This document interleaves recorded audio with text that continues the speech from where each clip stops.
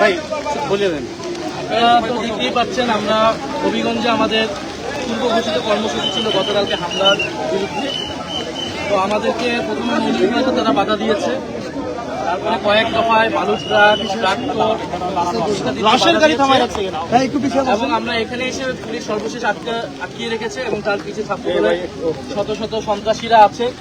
আমাদের কথা যেহেতু 144 জারি করেছে, আমরা আইন শৃঙ্খলার পরিবেশ বা সব কিছুকে সহযোগিতা করে আমরা আমাদের বলেছি আমরা শুধু যাবো, মামলা দায়ের করবো, আহতদের দেখবো, তাদের পরিবারের সাথে সাক্ষাৎ করে আমরা চলে আসবো।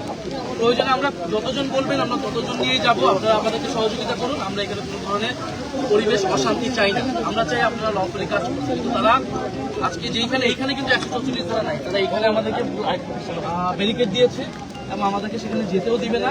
ইতিমধ্যে কিন্তু যারা আসামি, যারা চোখ উপরে ফেলেছে, যারা চোখে আঘাত করেছে রড দিয়ে, তাদেরকে কিন্তু পালিয়ে যাওয়ার সহায়তা করা হচ্ছে। তারা নিজেরাও মামলা করে নাই, আমাদেরকেও মামলা করতে দেরি করাচ্ছে যাতে আসামি পালিয়ে যেতে পারে। এবং স্থানীয় এমপি বা ঊর্ধ্বতন কর্তৃপক্ষ যারা কার কথা বলছে আমরা জানি না।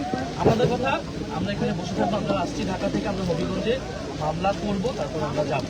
এখন আমাদের নিরাপত্তার কথা যারা বলছে তারা দেখি তারা কতটুকু কার নিরাপত্তা দেয়, কিন্তু আমরা হবিগঞ্জবাসী সাধারণ মানুষ, এনসিপি, ছাত্রশক্তি সহ জুলাই যোদ্ধা যারা আছে তাদের নিরাপত্তা, তাদের আইনি অধিকার, রাজনৈতিক অধিকার নিশ্চিত করে আমরা এখান থেকে যাবো।